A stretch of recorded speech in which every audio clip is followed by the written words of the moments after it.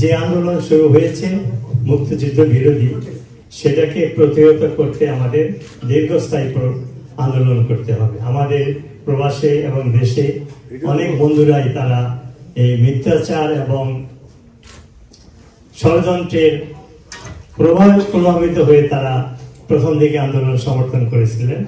এখন আপনারা দেখতে পাচ্ছেন কি হচ্ছে বাংলাদেশে।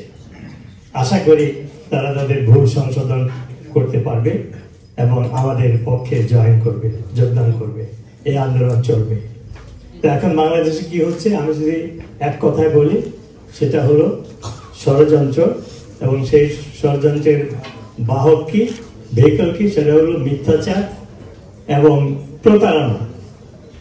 এবং এর ফলে যে ঘটনাগুলো ঘটছে আমরা দেখতে পেলাম ভিডিওতে, যে প্রথমে শুরু হলো যে কোটা বিরোধী আন্দোলন, সেটা একটি প্রতারণা। তারপরে শুরু হলো সরকার গঠন, সেটা একটি প্রতারণা। তারপরে তাদের আসল উদ্দেশ্য এখন আমরা দেখতে পাচ্ছি, সেটা হলো মুক্তিযুদ্ধের চেতনা মুছে ফেলা। ডক্টর ইউনূস এই আমেরিকাতে দাঁড়িয়ে, বিল ক্লিনটনের পাশে দাঁড়িয়ে বলেছিলেন এই আন্দোলন হঠাৎ করে হয়নি, এটা মেটিকুলাসলি প্ল্যান্ড অ্যান্ড এক্সিকিউটেড। এবং এই ষড়যন্ত্রের নেতা, অলিখিত বিহাইন্ড দ্য সিন ছিলেন ডক্টর ইউনূস।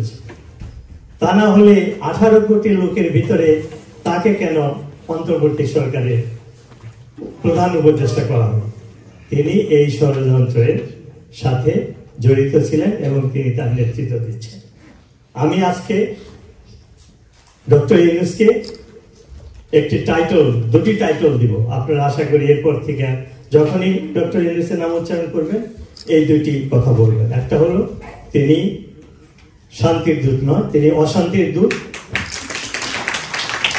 তিনি একজন প্রতারক, তিনি একজন মিথ্যাবাদী, তিনি একজন স্বার্থলোভী লোক, যে ক্ষমতায় গিয়ে তার বিরুদ্ধে সমস্ত মামলা সেগুলো উদ্ধার করে 660 কোটি টাকার যে কর ফাঁকি দেওয়ার যে রায় ছিল সেটাকে তিনি মাফ করে নিয়েছেন।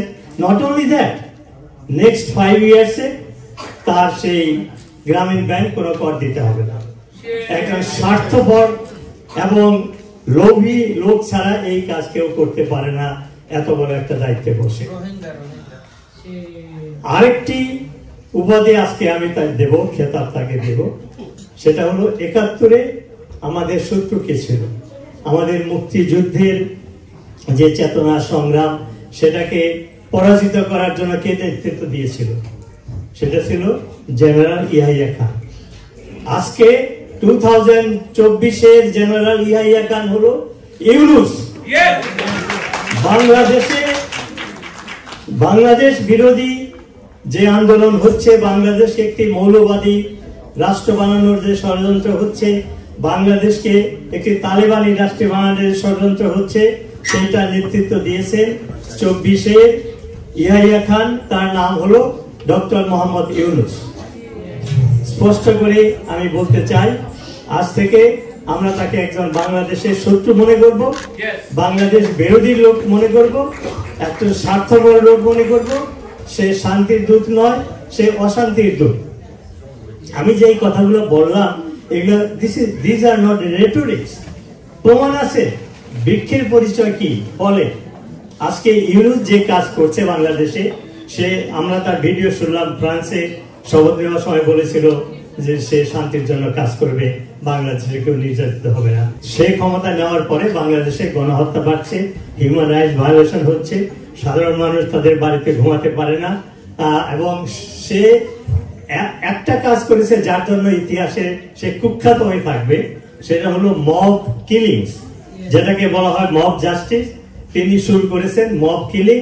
এটা বাঙালির ইতিহাসে ছিল না, বিশ্বের কোথাও নাই। যে কোনো লোককে আপনি স্বৈরাচার বা স্বৈরাচারের দোষ হিসেবে বলে তাকে পিটিয়ে হত্যা করতে পারেন। গতকালকেও একটা হত্যাকাণ্ড হয়েছে গুলশান লেকের কাছে, আমি ভিডিওতে একটু শুনতে পাচ্ছি, একটা মেয়ে বলতেছে ওকে আর মারেন না, যে মেয়েটা ভিডিও করছিল। এরকম শত শত ঘটনা ঘটছে। ইউনূস একদিনের জন্য, এক মুহূর্তের জন্য সেটা প্রতিবাদ করেনি এবং নিষিদ্ধ ঘোষণা করেনি। কি করেছে?